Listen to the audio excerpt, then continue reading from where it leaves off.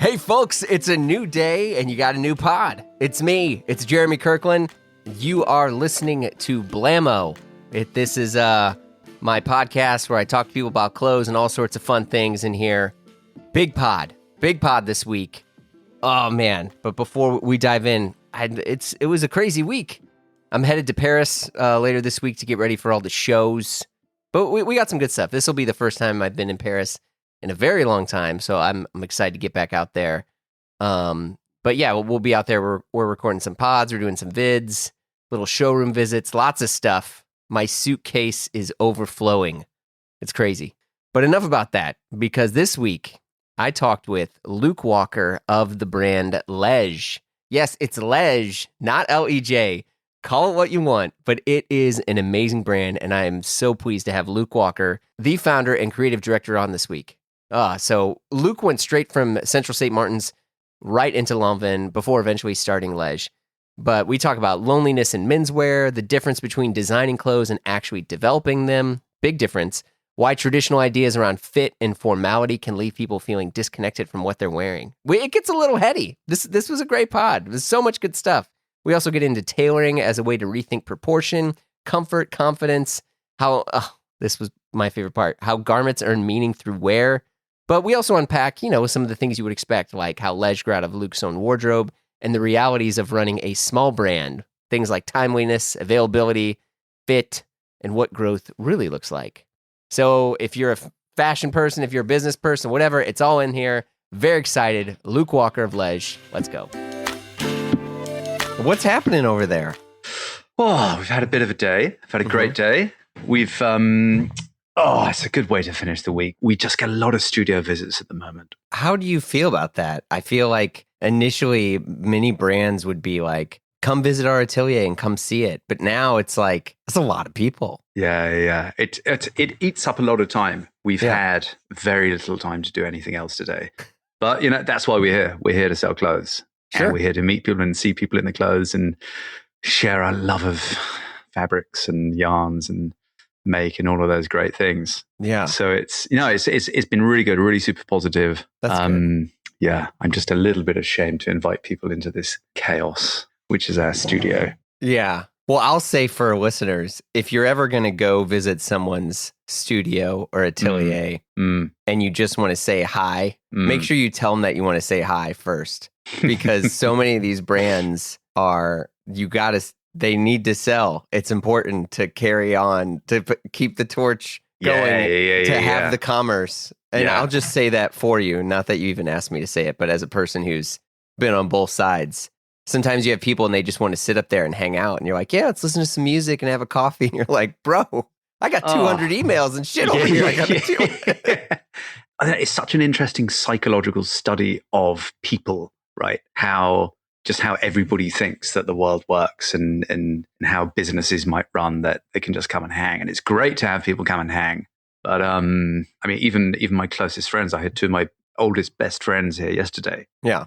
And they wanted to come at 1:00 and leave at 6. And I was like, oh, that's a bit of a long time. They're like, yeah, but I got a meeting around the corner and I got some time to kill. I'm like, okay, there's a great coffee shop down the road. Like, can't you come at, I don't know, 4 till 4:30? That'd be good. My theory, which nobody's asked for, but hey, what the hell?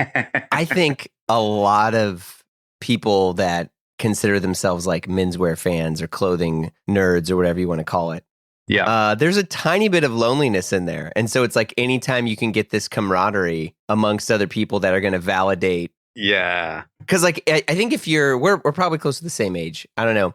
But I think earlier on when we were younger and we were like, I really like clothes and this is cool. There was a bit of a stereotype you had to fight and push back because people assume that if you liked clothes in the late 90s, they're, maybe you're not cool. Maybe you're not masculine because you care about this stuff.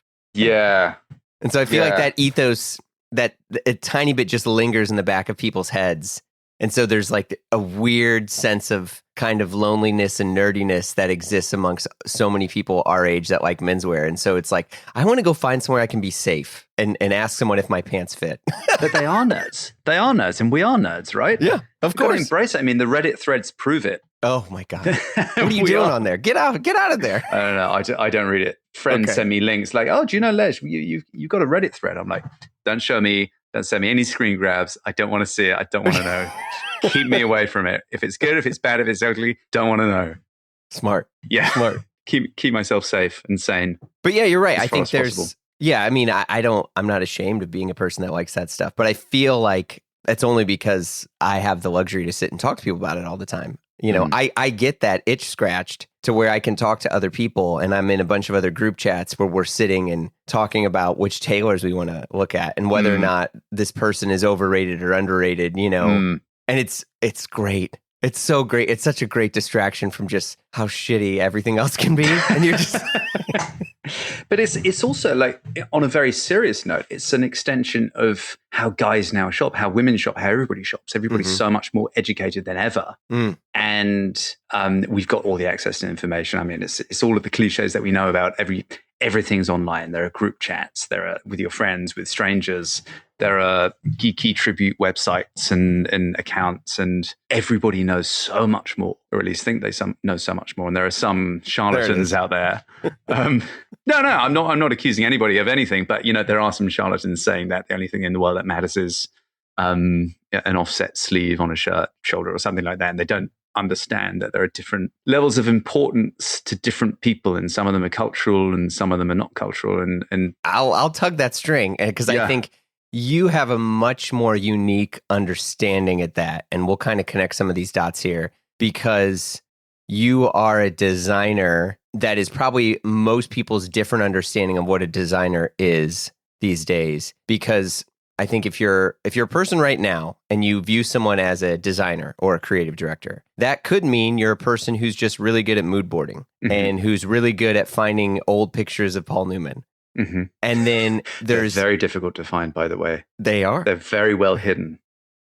They're not only a Google away. Yeah. And then there's other folks who their understanding of a designer, and I think this is where you fit, is like you have a strong understanding of how pattern making works, of how cuts need to be, designed, on what is a flattering silhouette, what is the geometry of this stuff. And then more importantly, how does the fabric that you choose affect that? And I think that's a very different concept of what most people now understand as a designer. And so I think you get that much more than anyone else. And it's the line between creative director and a head of design or a head of studio. Or, and also there's a difference again between a designer and a product developer. And the product developers have to understand those things to an even more nuanced degree. The construction of materials and what needs to be put inside those things. Designers may have their preferences, but then a good product developer will just ignore those and do the right thing. Yeah, which will give them the result that they want rather than what they think they need. Oh, so okay. it's symbiosis. It's a very there should be mutual respect between those two parties, I believe. Yeah, you're right, and so.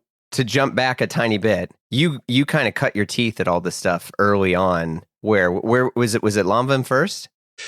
Yeah. That was my first job. That's quite the spot to start. Oh man, it was a heck of a first job. It was like, but it wasn't even a job. It was like being at college for 7 years and getting paid for it. It was incredible because we were given such freedom. Yeah. And I joined at a time where there was such amazing creative energy there.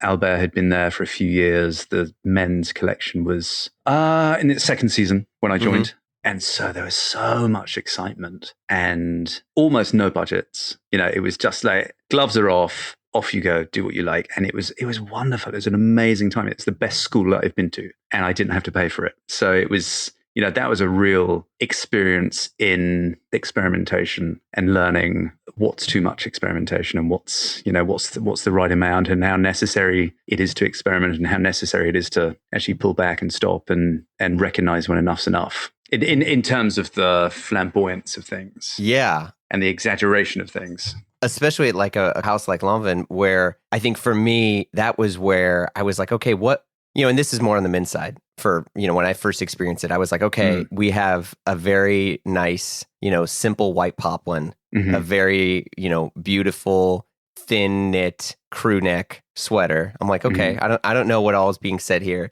Very well cut trousers. And then I remember paying, what did I pay? Like $900? I think I paid $900 for this high top patent. Oh, baby. The sneakers. The sneakers. And I was like, what the hell am I doing? But seeing it all together in this like very quiet, conservative, beautiful, well-cut, fit with this very surprising. I remember a person was like, are those Jordan 12s? Like, or Jordan 11s? They're like, are you wearing Jordans right now, man? Yeah. And I was like, no, these are LANVIN. And they're like, I've never seen anything like that. Yeah. And I remember at the time the prices of those things. So I think in euros then, I can't remember what the exchange rate was, but they were like 500-600 euros, and nobody had ever seen anything like it for a pair of trainers. It was crazy. People were losing their minds. They're like, how can you charge this much for a pair of trainers? But they were a thing, and they blew up. And I remember sitting down with Lucas and designing those, and it was such an amazing team, because we were, I think, 4 or 5 guys on the team, and it was very fluid. Like people had their roles and responsibilities, but everybody kind of got involved with everything to a certain degree. It formalized a little bit later on when the team matured. But at that point, we were all just sitting around a table going, what about this amazing metallic gold leather? Should we let's stick that on a high top. Like, yeah, great. What about velvet in the middle of it? Yeah, brilliant. Yeah, that was. And it was just this is what I mean about like the best school ever. It was like access to the world's best materials, the world's best makers, some of the world's most incredible, energetic minds, and being unleashed and getting paid for it. It was absolutely astounding, and kind of setting these standards of price points as well. Yeah, like it was a very, very interesting time, and I'm glad you had those high tops. Oh, they were so good, and I feel like, especially a brand like LANVIN, like I felt that it was a good understanding whenever I would look at the lookbooks, and I would go and go to the stores, and I'd see all of the watch the runway shows. It was a really good example of like, this is where you can go a little bit crazy, and this is where you don't need to. And you had other brands at the time, which I'm not here to like name names, that I felt like there was no restraint on anything, and so it allowed and so it actually kept the things from, say, like the trainers, from being as loud as what they were, and they couldn't really shine because everything on a fit was crazy. And so there was, and LANVIN was like this perfect example of, you're going to be quiet here, you're going to do here, and it really lets these other products or these other, SKUs, whatever you want to call them, sing. And it was such a great understanding of like how to express yourself, but still be restrained. Yeah.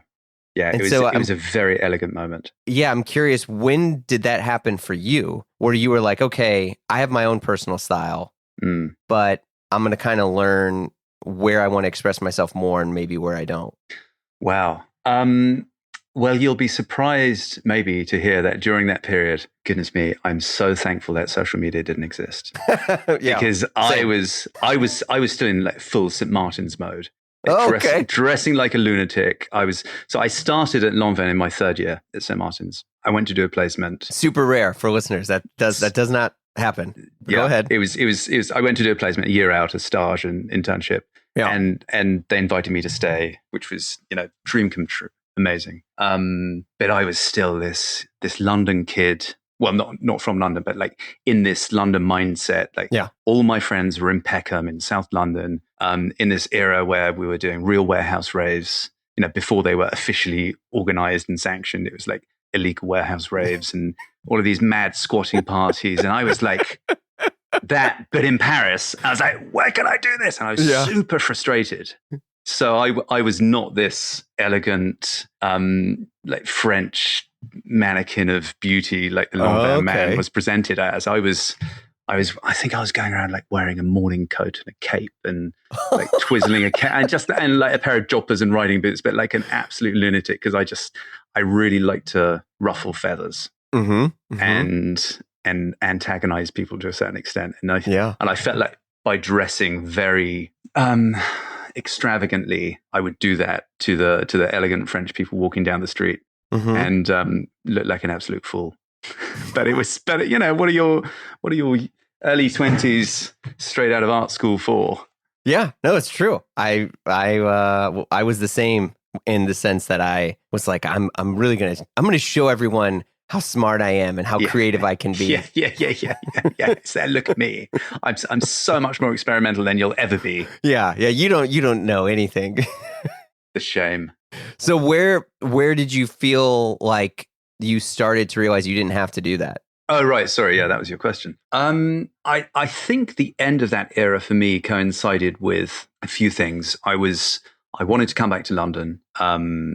I felt that the level of pushing beautiful French classic luxury that we were doing at LANVIN had kind of come to an end for me personally. I didn't feel like I could grow any more there. And I wanted to move on and do something else and experience something else. So I moved back to London. And I think at that time, I'd kind of gone from this crazy St. Martin's kid into this stereotype caricature of the English gentleman abroad. Oh. And so I was getting very into tailoring. And, it was like late 2010s, late noughties, excuse me, going into the teens. And it was the moment when, Simon was starting to write about bespoke and people were getting interested at Pitti. And yeah. And so I think it was like very much the same time as the menswear world as we know it, the same time that they were kind of formalizing and becoming a little more sophisticated with their choices. I was naturally also doing the same because I was coming into my late 20s and 30s and kind of maturing, and it all just coincided. And I think, the natural progression of men's fashion at that point was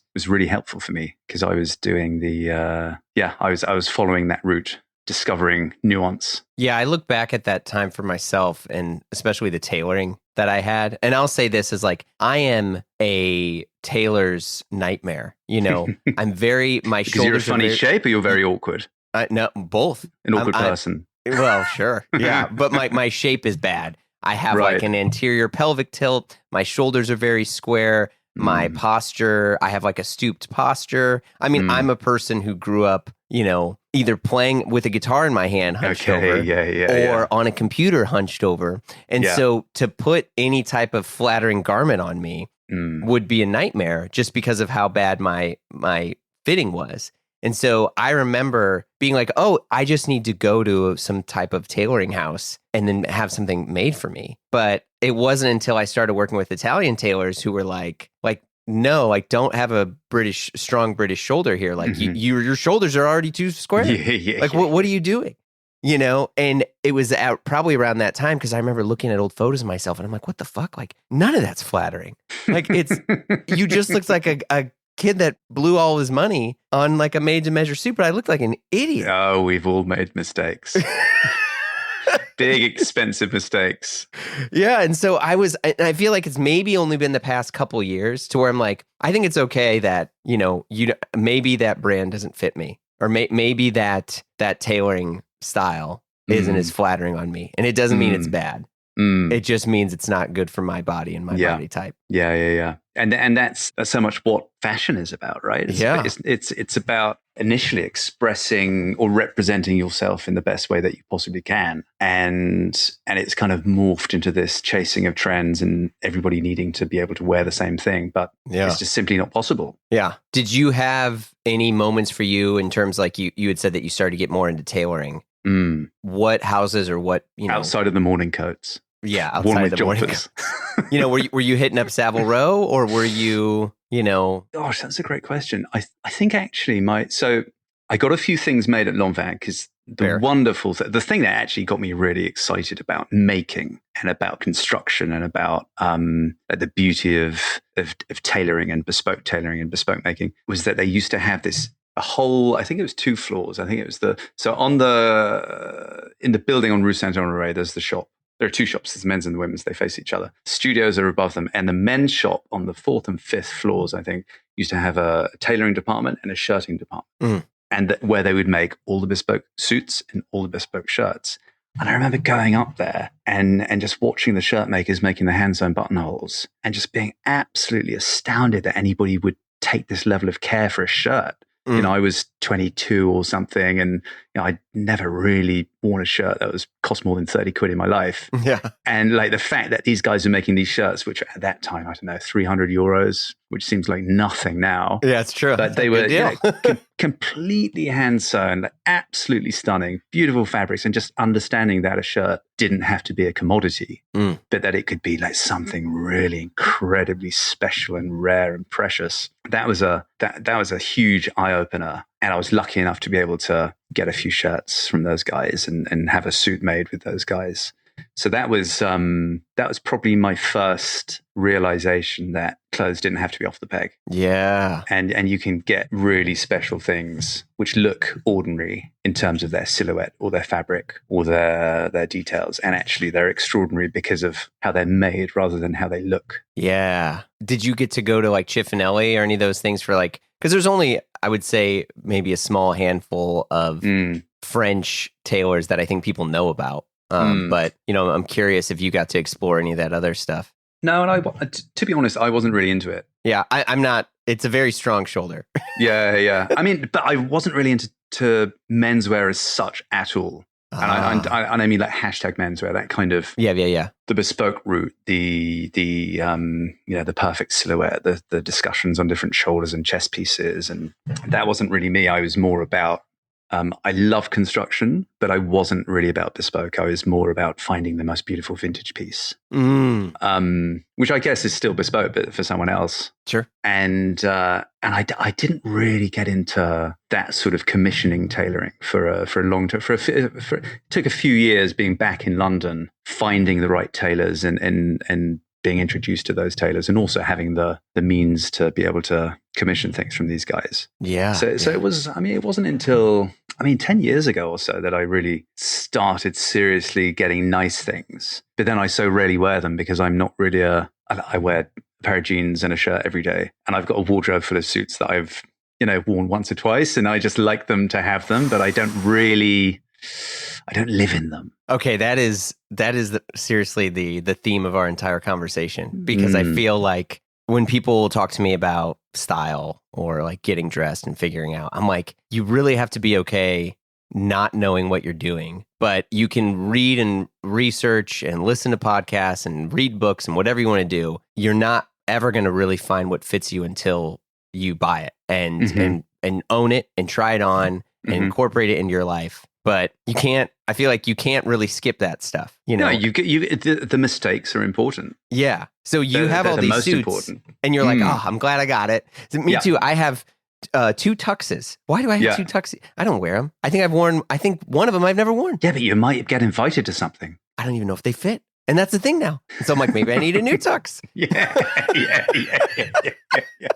Yeah. But I got this, stuff in my closet, and every day, now I just unfortunately came from the gym, but like I'm like, I wear jeans, I wear a shirt, and now I'll either wear like a plage coat, or some type of non-sport coat piece of like an overshirt, whatever people want to call it, fill in that blank. But something that like I can walk out of the house and I look like I'm a professional person,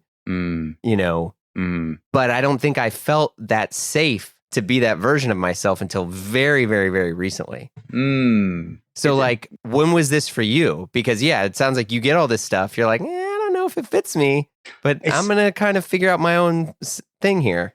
Gosh, that's a really good question because I've got no idea. That's okay.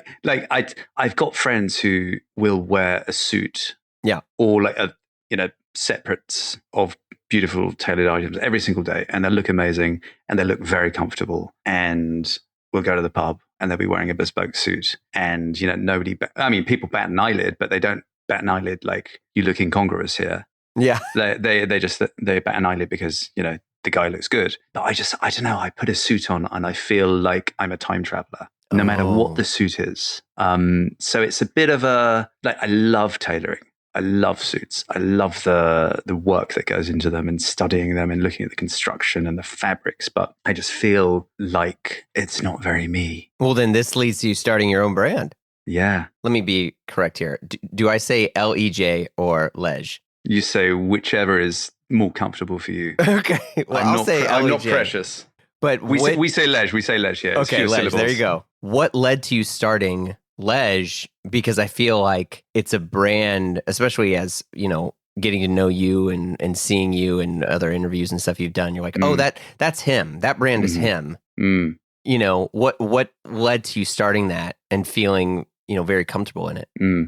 I suppose it's similar to the bespoke conversation. Yeah, it's kind of what I was thinking. Yeah. Why'd you go to a tailor? Well, because you got a ready to wear doesn't suit your body type, or you can't find the certain fabric that you like in this suit, or the trousers aren't high enough in the rise, or whatever it is.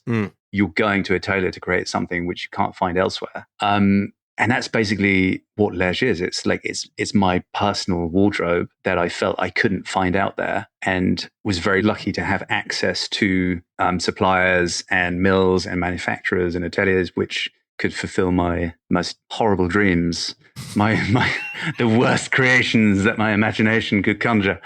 So that was kind of it, really. So I'd gone through this progression of designing things for companies and working with a great variety of manufacturers over the years. And I guess it was like the late teens, I was beginning to get a little frustrated because I felt that we were making lots of very beautiful things and they were never getting to the shop floor. Or if they got to the shop floor, there was something that was just had been manipulated for a margin. Or the compromise. Or a compromise. The infamous compromise. Yeah. Yeah. And I got thoroughly fed up with it. And I thought that it was like a moral standpoint that I had to take for the customer and do something which was honest and that I felt was good value. Yeah.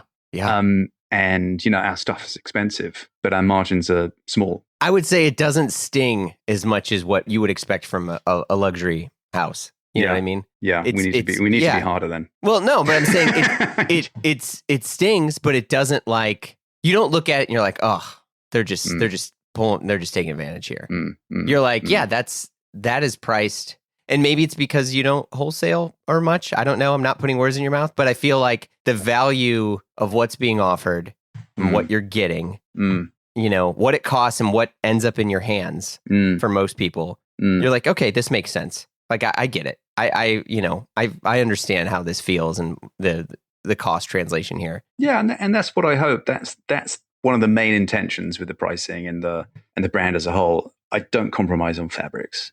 I don't compromise on makes. And where other larger corporate structures would have to make compromises on sourcing of materials and quality and just a lot of factors that I feel, well, we don't. I try not to. We do really intensive fabric research. We have to very, very closely protect our sourcing structure because it's hard won and it's we research it well and it's got to be right. It's got to be special. It's got to be unique. It's got to be the whole the kernel, the genesis story. The first shirt that I wanted to make for L.E.J was this. I'd been reading James Bond novels, and Fleming always describes James Bond's clothes in the books. And I find, it's the written word, right? It's a beautiful thing because it allows the reader to create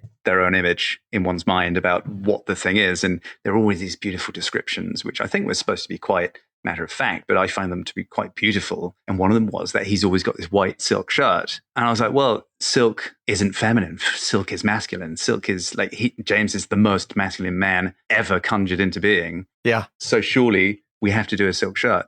So I spent a good 2 years trying to find this original English German street shirt makers silk that all of these guys would have, and I found it, and then that was the origin story of L.E.J. That's how it all started, because I needed this fabric, and so every fabric that we subsequently use has to have some kind of, well, it has to have an inherent beauty, and for me the beauty comes from quality, and I love things to be beaten up. I love things to be threadbare, to be stained and have holes in them. And why is that? Well, I don't know, because it tells a story. Yeah, okay. It means that everything's got it's been through a journey. It's got an emotional connection. If you spend any amount of waking time with an object or anything, you develop a bond with it. You have to, whether it's like a comfort thing or whether it's a hate thing. You just test it. It doesn't matter what it is. We project, right? We develop relationships with inanimate things, and clothes are so intimate. So you're saying if you buy clothes, you got to wear them. You got to wear them hard. Yeah. Okay. I just want to make sure that's on the record here for folks who get stuff and they let it marinate in the wardrobe too long. Yeah, like bespoke suits. Yeah, exactly. You got to wear this shit. You got to wear it. Yeah, but make sure it suits you before you get it. Touche. So that was my like roundabout way of saying what I think we do, what I think we create is okay. Compare it to another white shirt. It's expensive. Right. But actually, I find the beauty in it is that it will look better in 50 washes than it does on the first time you wear it. Well, and also I think it's a point of view that I don't really know any other brands like L.E.J out there that have there is a strong visual, but I feel like there's a focus behind it. You know, there's other brands, say some LVMH brands or whatever, when it's like, okay, that just seems like you just hired a really crazy photographer and you're like, hanging a bunch of clothes in boxes and like, okay, sure. But like, what is the, other than that, like you want to look cool. What is the story you're trying to tell here? And I think this stuff with L.E.J, because I remember my friend Jeff Hilliard was probably the first person to turn me on about it. And he's a guy whom, you know, I'll say this on the record, whatever. He's very specific in what he likes. And when he likes it, he can tell you all the reasons why. Like, it's not like, oh, this is hype. Or this celebrity wore it, or I've been hearing buzz, or whatever people want to say. He was like, he has a strong love and respect for good pattern making, good quality, good fabrics. And I was like, all right, I'm going to check this brand out. And seeing all your visuals, I was like, okay, there's a story here, but there's also, I think, a strong perspective on how these clothes should be worn and how, you know, your own personal style from it. You know, you're okay with things looking just trashed, you know? And I think that's great. And there is I don't know the right words to say, but like there's a level of like, or a lack of preciousness, which I think people want more than ever now, in this sense of like, I want something that's real, that's authentic. I don't want, if someone went and steamed this and then pinned the shirt in the back, you know, to make it look good on this photo, maybe it's not for me, you know? It's like you want an imperfection more than a perfection. Yeah, I think you've summarized that better than I possibly could. No. But it's I guess what we try and do with the pattern cutting. Yeah. And and that has a direct correlation to the expression and how we take pictures of things is I wanted to create shapes which feel familiar, or styles which feel familiar. Yeah. Which you don't have to think, oh, am I going to wear this? What am I going to do? How do I style it into my wardrobe? How does it work? Familiar pieces, but with interesting shapes to them, which can occasionally make people question the norms of how you wear a shirt. And, you know, a lot of our styling is unbuttoned. Yeah. And our sizing on the shirts is deliberately not exactly vague, but I feel alphabetized sizing, SML, it's not a precise measurement. It's not a number. It's not a centimeter or an inch. But you have measurement charts for listeners. Yep. We do. But small, medium, large, it doesn't really mean anything. Yeah. Because it's different to everybody, and every brand has a different interpretation of that. And what I say to a lot of our guys when we're trying to help them out with sizing is that there isn't really a right size. Particularly with some of the shirts, like the Come to the Studio shirt, which is a very square cut. It's very boxy, but it's probably like one of the more formal styles that we do because we use a heavier interlining. It's got quite a formal collar, but it's got these little quirks to it. Like it's got this sporty little tab extension, but the shoulders are a bit dropped. The body's very, very straight. The sleeves are set quite like a t-shirt, and that creates folds and ripples and movement and volume and a beautiful silhouette. And it's a familiar shirt. We do this beautiful ecru poplin. It's so gorgeous and my favorite shirt. It's the shirt that I'm most excited about it's the most basic shirt that we have, or what should be termed the most basic shirt, this beautiful off-white poplin. But it's the expressions that you can make with it. Like when you tuck it into a pair of trousers, you get this beautiful kind of 50s silhouette where all the fabric kind of billows out at the waistband and the smaller the back, but the front's still quite neat, and it's got this like old lost world sexuality to it where it's it doesn't have to be slim and showing off the body. It's just, it oozes repose and comfort and confidence, because it doesn't have it can be big and it can flow, and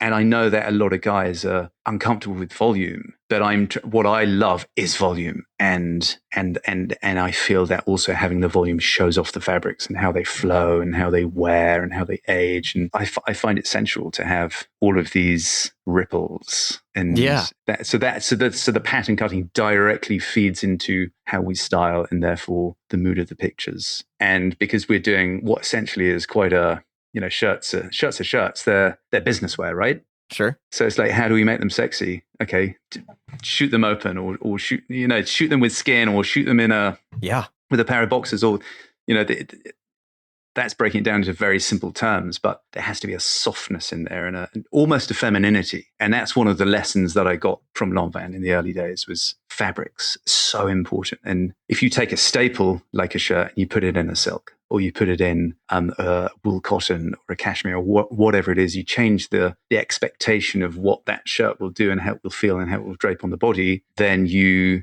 automatically get people to question it, and it becomes just a more interesting object and something that you can have more of an interaction and a relationship with, and the more pliable it becomes, because you can wear it in many different ways. Yeah. And I feel like that is, if you're a menswear guy, that might be the biggest struggle for you, because most people, and I'll use myself as an example, where it's like, show me the picture of how I'm supposed to look. And with you, and especially the more we're talking, you're like, well, I might like it this way. You might like it this way. And they're both okay. And I feel like for some people that can be frustrating because you just want a prescription. But what I've noticed more, especially from owning a few pieces of the brand, is you want people to go on that journey to figure that stuff out for themselves. Where it's like, you know what, maybe you're this size in this, maybe you're this size in this, but ultimately you're going to be, if you feel comfortable, if you feel good in it, like that is the size. That's what's correct for you. Yeah. Not, and I think that's not as common as what people is what you even realize. And I think it's very, very lovely to hear. And that was for me one of the biggest things I wanted to achieve in this conversation is that there is you can be an artist wearing your clothes. You can learn how to express yourself more through this. And it's very exciting to me. I hope so. I hope people find that joy in it, because clothes should be joyful. And I think if you can feel free by wearing a shirt which doesn't really fit properly, that's great. That's joy. And it does fit, and I think that's the thing, right? Yeah. I'm playing around and being a bit rude to myself, but yeah. But I always run away from these, like in the beginning of the brand. Yeah. When I was trying to pitch it to people and try and get some wholesale accounts and things like that, people were like, "Yeah, what's the demographic? Who's it aimed at?" And I'm like, "What do you mean? It's a shirt. It's like everybody wears shirts. My dad wears a shirt. My nephew wears a shirt. It doesn't matter. Like, why do I have to define an age group? Like, why would I do that?" Well, I love it. Yeah, you're right. I think that's some of the stuff too, where it's like, which is also why if you're a brand, Ralph Lauren would always tell this to people, and people would ask for advice. And you'd be like, you need your own store, or you need your own, and more or less he was saying like, even though he's a person who more or less started his brand by wholesale, it wasn't until he made a name for himself, or he didn't really make a name for himself until he started controlling that entire narrative. And I think that's where, L.E.J really shines for me, is like, you're like, oh, this is how they're putting it together. But hearing this story of how you want to do it, how you want to express it, I'm curious though, when you were making these designs, who was the person you saw in your head? Oh, me. I'm completely self-obsessed. Oh, that's fantastic. I was like, is he going to say, I'm like, I wonder, is it a Gary Cooper? Is it who's the guy? I love it. Oh no, it's all selfish. It's all my own wardrobe. It's just what I want to wear. It's whatever I feel like I need to wear next season. That's what I'm making. I mean, I'm being a bit silly, but it kind of is that. Yeah. I mean, that's why I said it's a kind of extension of a bespoke commission. Yeah. The whole brand, it's because it is genuinely what I want to wear and what I think is beautiful. And I think one of the things that I've learned, or at least has been useful to me throughout my career, is to understand that numbers can be useful and analyzing data can be useful. But if you truly want to connect with anybody, any customer on any level, you have to provide something which is from the heart, which is passionate, which is, I don't want to say authentic, but it's a useful term. Make art, not clothes. Yeah. Yeah. It's like we sit down and we look at the numbers and we look at the sell-throughs and we're like, oh, well, this did really well. So should we do it again? And we do it again, then nobody buys it. Oh. And I'm like, see, this is why we don't look at the numbers. Yeah. And I'm a big believer in, okay, we're not a huge mega corporate brand. So we don't necessarily have the money men banging on the door and saying, look, you've got to sell X amount of whatever it is this season. I'm very lucky in that regard. But I do think that at our scale, at this point in our growth and evolution, if we're not being super passionate about what we create, if we don't absolutely love everything that goes on the website and leaves the door, then what's the point in making it? Because I don't want to give anybody in the world something that I don't love, that I'm not happy with, whether that's aesthetically or in terms of the quality. And they're two really mega important things for me. Yeah. Yeah. How do you balance, especially more from talking to you, and hopefully other people take this away from this conversation, understanding so much more of your perspective and ethos really makes me love the brand even more. But how do you do that when you unfortunately don't have that luxury with every transaction? You have people who are just coming to the site. I don't know. I clicked some measurement chart. Maybe I'm that size. I got it. It's cool. Do you feel that you need to kind of have that sort of hand-holding experience with every client? I don't feel we have to, but we're happy to do it. Yeah, because I want guys to feel comfortable and confident in what they take away from us. And some of the things we offer are a little bit more understandable in terms of the measurements, but then other things like the come up to the studio shirt is a perfect example. For me, that is like, I love that shirt. I wear it every single day. I wear a mix of 3 different sizes. And if you look at the size chart, it doesn't make sense because it's got this big chest, it's got wide shoulders. It's like if you try and compare it to anything else you own, generally you'll get the wrong size. which is really difficult. Yeah, sure. When you're an online business, it's really tough to communicate, which is why we always say, look, we're here to help. Please get in touch with us. Tell us what size you are. Like, tell us your physical measurements and we will tell you what we have designed for those measurements. Okay. Yeah, because you've done that too on the come to the studio shirt where it's like, hey, if you're this size, take this. Yeah. Yeah. And that's a vision thing. Like, that's my vision of what I think your body type should be shrouded in. Yeah. This is how I intend this shirt to drape for your size. If you're not comfortable with that, awesome, because you're not comfortable with it. So we'll go up or we'll go down or we'll find the right size ultimately. But it's because I love the rich gesture of too much fabric. The measurement charts look strange to most comparisons. Well, but I think this sort of ethos that you have has led to incredible stuff, obviously, and I want to talk about the plage coat because that is something that I remember hearing about it early on. And I was like, why would you take something that's supposed to be so informal and kind of formalize it? And I'm like, and I'll be honest, I'll eat my words here. I was like, I think that's kind of dumb. I don't think that makes sense. And eventually I was like, you know what? I want to understand this so bad. I'm going to buy it. Yeah. I'm just going to buy it. And I got one and I'm like, oh shit, this is really good. Well, and I'm pleased you had that reaction. It's so fucking good. Especially there's like what would you say, like a martingale back or what? Yeah. But it's like a sort of somewhat belted back. Yeah. On this, chore coat style. Yeah. And is that in your view what makes it more formal? Yeah, for me.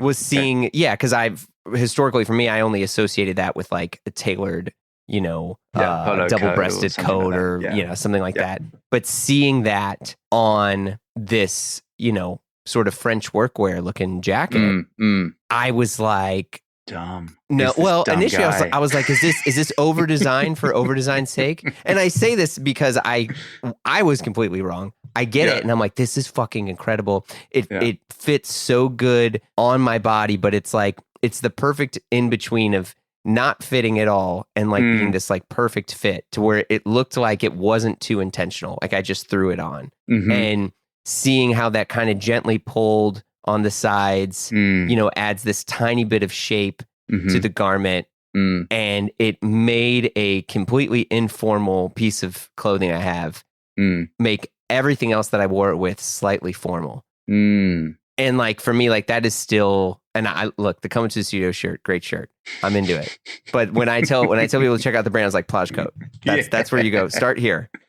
Yeah, well, that's been great for us. The Plage coat. It's been a very, we're lucky because we've had so much wonderful support and so much good faith and so much trust from both people in the industry and our customers.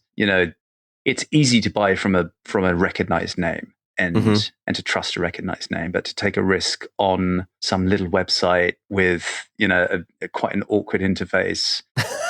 It's great. No, you're good. Yeah, I wanted to make it more awkward. You're at a good compromise then. My web developer said you're an idiot. No, who's this dumb guy? But no, it's like I'm really grateful that people trust us and take a shot. And the Plage coat, people seem to love it. It seems to work. Well, so how did you come to those decisions though? Because again, for most people, it's like, I don't see how this makes sense. And it makes perfect sense. But where were you like, okay, I want to add a little bit, I want to put the sort of belted back here on this short coat. Where did that come from? So a few reasons. The first few collections that I designed for L.E.J, they were based around twin sets or suits. So some of the origins of the brand, they're quite military inspired, they're quite utility inspired. And so I'd look at a lot of like jumpsuits, overalls, work suits, that kind of thing. And through the development phase of the brand, I took these ideas and manipulated them and wanted to reinterpret and recontextualize this idea of what a suit is or what a work suit is or what workwear is. And one of those creations was the Plage coat, which actually initially started as the Plage suit. Oh, that's right. You had a chalk stripe one, no? Yeah, that's right. We had a cashmere chalk stripe. Yeah. And the idea was that it's this suit that you might wear to lunch on a beach or a plage or a terrace or, somewhere where it's warm, slightly informal, but you own a yacht, so you've got to look good. And so that was the idea, is like having something easy, like kind of throwaway, something easily washable because it's hot, so you're sweating or you're at the beach and you don't want to be too precious. And so finding ways to inject a little bit of formality into that and a little bit of refinement into that. Yeah. And so you've got the half belt at the back. The stitching is a big part. My makers hate me because I'm fastidious about the stitching and the stitch count. And because we started with shirts. Yeah. And shirts are a big thing. For listeners, that's the easiest way to trim your margins, is to reduce your stitch count, is to just make something that looks nice, cheap. And the fact that you don't want to compromise that is great. But sorry, continue. But it's something that I carry through to all of the outerwear and everything that we do. I want it to feel like it's a shirt, or that it's got some reference to shirt construction somewhere along the way. And so if you look at a Plage coat and you look at the stitch count, it's just as fine as it would be on a really beautiful shirt. So that also implies, without even knowing about any of this stuff, you just we all inherently know what quality is, even if we don't know the precise details of why it feels good. But the stitch count is one of them. So that makes it feel formal. The collar for me. The collar, It's a very beautiful collar, very flattering. It's a shaped collar. It's not, it's not too flat against the shoulders. Yeah. It's also the sleeve. So it's got a 2-piece set sleeve set quite close against the body. So it's not, most chore coats they've got a wide set sleeve because it was made for working. You need the freedom. But ours is quite a peculiarly, that's a difficult word, peculiarly shaped armhole in sleeve. It's from this 1940s pattern. But it means it sits reasonably high in the armpit, and it's got quite a curve to the sleeve, which is also exactly like a Savile Row sleeve. Yeah. So it's all these little things. I love to mix references and to have things fighting against each other, but in very, very subtle ways, which sometimes need a lot of explaining. But to me, they're the things which give these pieces character and peculiarity. Yeah. I mean, it's so good. It really is. And I think, especially now hearing you explain this more, like you get it, and I think I love the sort of juxtaposition of items that are very work weary, but made to a standard, as high as something custom or bespoke. I mean, it's especially now where we look at kind of where we are culturally. And, I feel like that whole meme of, I don't know if you've seen, it's like everyone is like all together and then there's a person in the corner and the whole point of the meme is like, they don't know that I'm, and it's like a pub and all the people are in there wearing like ill-fitting suits. And it's like the person in the corner is like, yeah, they don't know why I'm wearing L.E.J, which is like, made 1,000 times better than any of these like crap suits that they have on. But like, I think that is probably the most attractive thing about the brand for me is it's just also, it's such a unique perspective. But here's where I think it's going to get hard. Oh, yeah. As the brand grows, for me, what I like about this brand, even though I more or less stole it from Jeff Hilliard and countless other people, is like, this is my Radiohead, Right. This is my little secret. So what are your plans to do as the brand continues to grow when it's not so much a secret anymore? Gosh, I don't know. Retire? Pay my bills on time? Good for you. Like, I don't know. Yeah. Not worry about money so much? I don't know, man. Like, I'm a bad planner. I've never, people talk about their 5-year plans, their 10-year plans. Like, I don't have a 3-minute plan. Like we're flying by the seat of our pants. And yeah, I'm really lucky to be able to run this brand with very little wholesale. We've got a few really great shops that we work with, and they're very, very flexible with us. They accept our appallingly late deliveries, and I'm very, very grateful to them. But it means that we're very lucky in the sense that we can be very, very ad hoc, and we can design things and deliver them in 3 months. And it means that we can be reactive and really feel what's going on and like feel what we want in that moment and react to it and get it there. So in terms of forward planning, I'm really bad at it. And I don't know what's next. What was the time difference in between, like, say, planning a LANVIN collection and then planning a L.E.J collection in terms of from concept to delivery? Because I feel like it's important to distinguish that. No, it is. And I think that's not the best example because that's been quite elastic. And I think 20 years ago when I was there, it was still, things were simple. Sneakers were only €500. It was, the lead times weren't that great. We would, I can't remember, but it was probably, we'd show winter. Well, no, this is a really great thing, actually. This is what I realized the other day. We used to call autumn winter, like autumn winter 25, we would call it autumn winter 25/26 because it went through until March. Now we don't term winter collections as going through until March. Like they're over by Christmas, right? No, you're right. Damn it. And it always used to be fall hiver 06/07. Like it's crazy how the industry shifts and how lead times shift and how marketeers shift how much they push this stuff on us. And this is one of the reasons why I'm really happy to be able to do the things in the way that I want to do them. Because we're going to deliver some winter stuff next week. We're like, what are we now? We're the 21st of November. And the first true winter delivery we're doing next week. Winter plage coat. Yeah, winter plage coat. Yep, I'm in.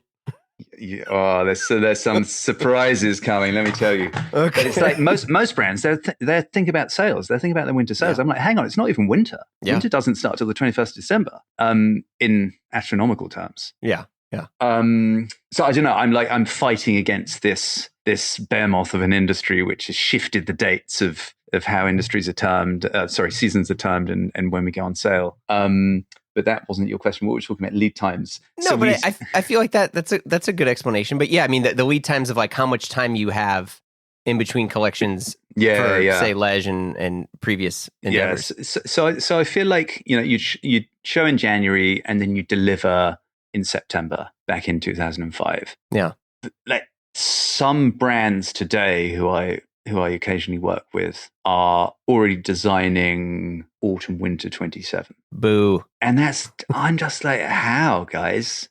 Like, how do you know we're even still going to be here? Like, very sad, but also potentially, yeah.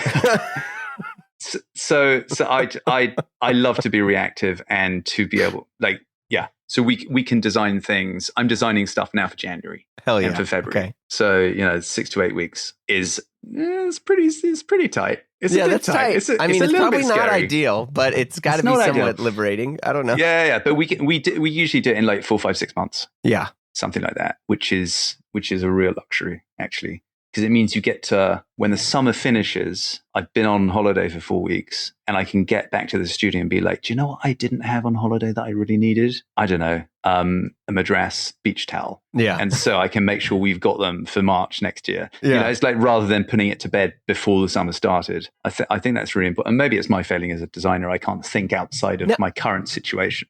But no, I think, I respect the British humility here, but at the same time, like, I think it's better to do this way where it feels more genuine. And I feel like there's a deeper connection because it's a memory that's more recent, where so much of, and I don't think that what everyone else is doing is wrong. Let me be clear. But I think because of the size of L.E.J and what you're trying to do, there's more of a luxury in your nimbleness in design. And I think that's, to be more, eloquent in how I'm trying to say this. Because some of these other brands, you're right. Like they already have this collection done. And so it also makes sense why a lot of these other brands will tie the inspiration of this collection to something that happened 60, 70 years ago and some romance of a period when that might fit because you have all this time to kind of go back and romance against, and that's we're trying to connect to this bygone era, but L.E.J feels so much more current in what people want right now today. It's like, yeah, we're accessing a need that was that's still current. You're and this isn't like the companies that made a cell phone pocket that was for cell phones that were 3 inches. You know what I mean? This is like much more than a utility nobody can need. Keep up with that. Yeah. And I think like that's the thing for me too. It's like, oh yeah, I think this is how I want to be thinking about tailoring now, or what sort of demands I have on my clothes because of, unfortunately, this globalist world that we're in, and where people are moving much more than they anticipated. And and I think that for me is, I'm just like, well, man, what are they going to do when now you got to make 500? Yeah. And look, there's no shade on those companies because also they've got for sure a lot more risk and a lot more employees that they've got to ensure that they're supporting and they've got to plan ahead. And we should probably shift a little bit. But because how many people do you have that work with you? We're two. We're two. It's me and it's Elfie, and we do everything. I don't know, but I think that's great. And now, especially when we go back to, when we were romancing this like 2010s menswear era where the internet came out and everyone had an opinion and everyone was learning at the same time. And there was this like beautiful camaraderie, where we are now. And many of my other friends, the flex is not your own individuality. It's that you're connecting with, I always put this back to like indie music, where everyone wants to kind of broadcast how special and unique they are in their taste, but you kind of don't really want everyone to know too much. And so with that, you have all these people that really want to connect more to smaller brands where they feel like they can get in touch with the creative director or a brand that's not really widely distributed. You have some brands that just, it's fine, but they're like, we're never going to sell online. And if you want to shop with us, you have to come here. And okay, if that's how you want to run your business, that's cool. And that may scratch the itch of the people who want to brag about, how difficult it is to acquire. I'm just glad you're not doing like raffles and drops, because some of these other brands, that's what they're doing now. And it's like, I don't want to wait in line to buy clothes. Oh gosh. I mean, no. I mean, Chanel's doing that. No. I mean, I find it so off-putting. I've been trying to get a piece of jewelry fixed for about 2 months, and every time that I go to the shop on Bond Street, there's a queue, and it's like 15, 20 people. I'm like, I just need to get this fixed. I don't want to stand here. It's mortifying. What if somebody sees me?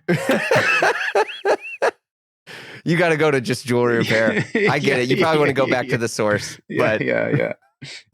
But I feel like you were talking about like other small brands in the space, and it's funny. I was talking to a couple of the guys that were in the studio earlier. I had some customers come in, and it's quite nice, especially when we get Americans in. They tend to like they'll be over here for business. They'll take a day and they want to do the menswear tour. Yeah.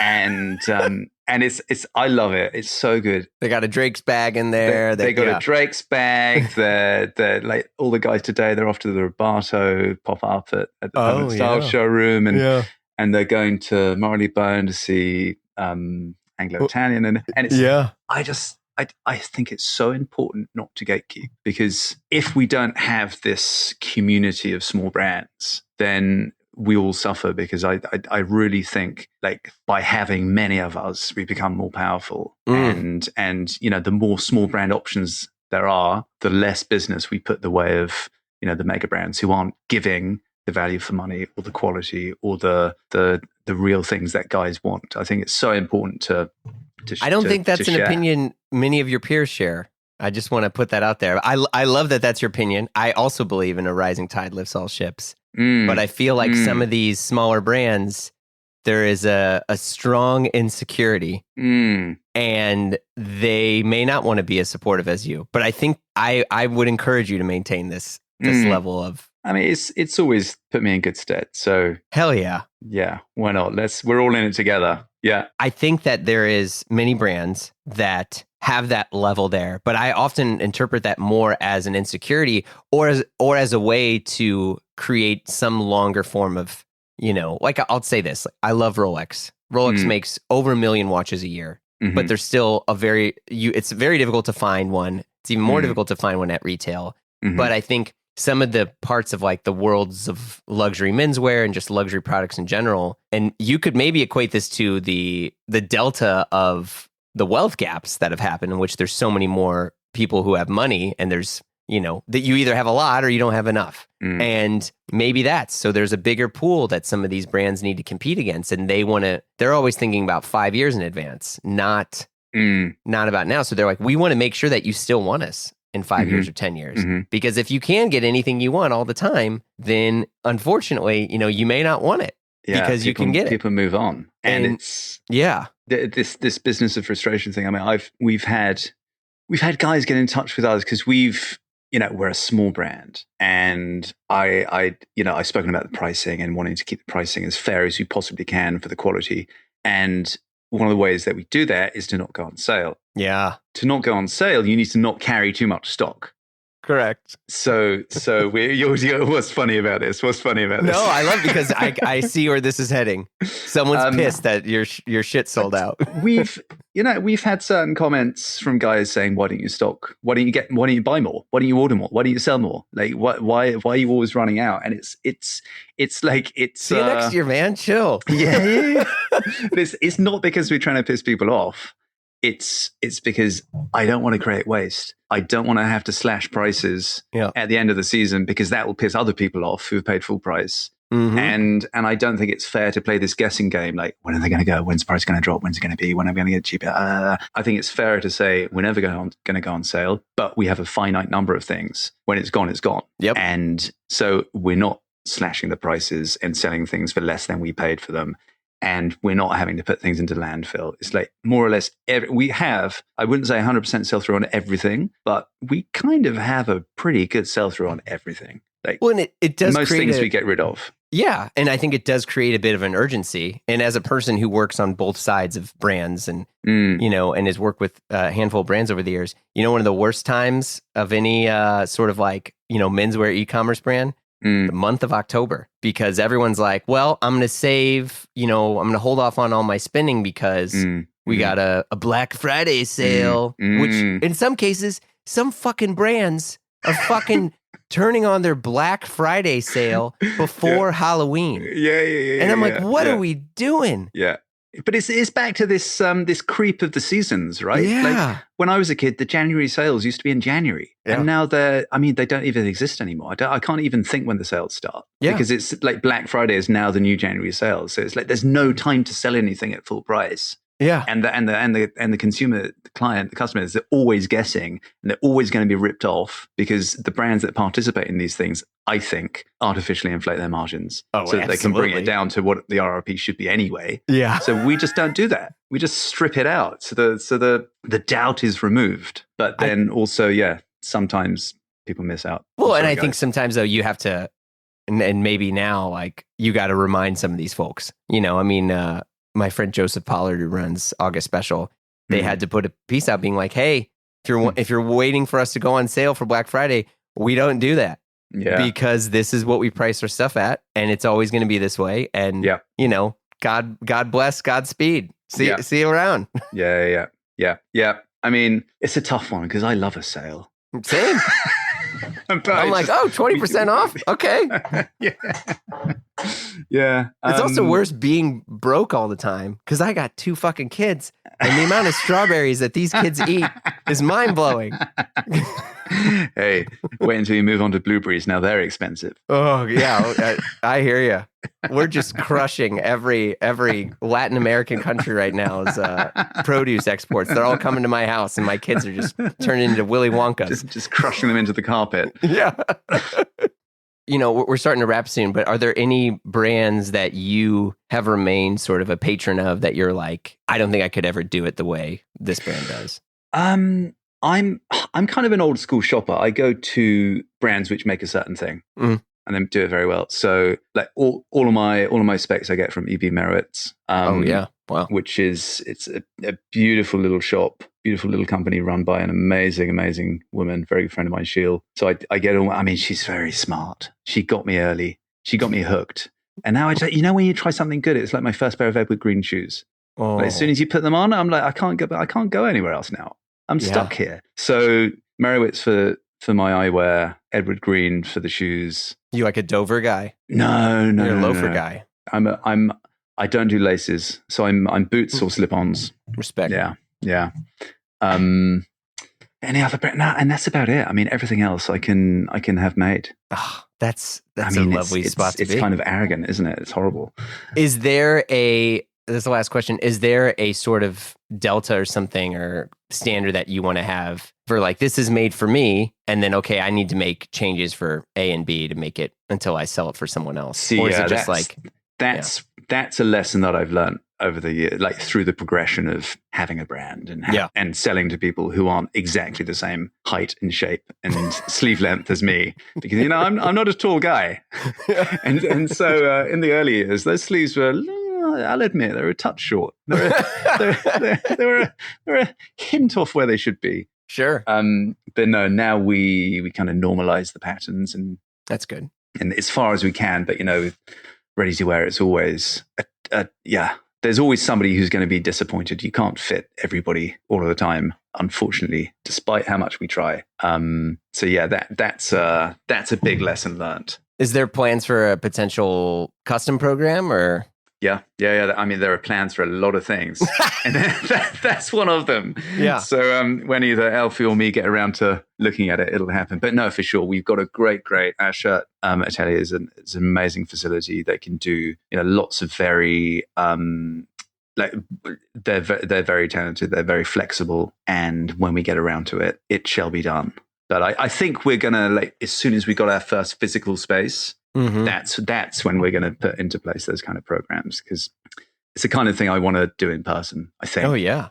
Well, and I think, there's a couple, I remember there was an Italian tailor I worked with, and you could do made to measure and bespoke, but ultimately, if he didn't sign off on it, it's not happening. Great. And it really infuriated specifically a lot of the American customers, because they were like, I don't care, I'm paying for it. Yeah. And he was essentially, in his... he's like, I'm not your factory. Yeah. Like, I'm an artist painting for you. Yeah. And so if you can give me a palette, but ultimately, like, he had the final say whether or not he would accept the order. And I feel like that's really beautiful because it's like, yeah, fine, go to Keton, and tell them you want a pink polka dot suit. They'll make it for you. 10 grand. Have fun.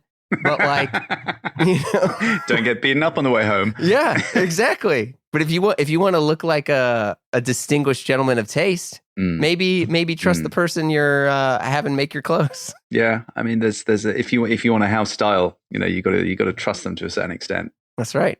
Yeah, Luke, it was a huge pleasure. Really, really appreciate this. I'll talk to you soon. Thank you, Jeremy. Really appreciate your time. Good talking.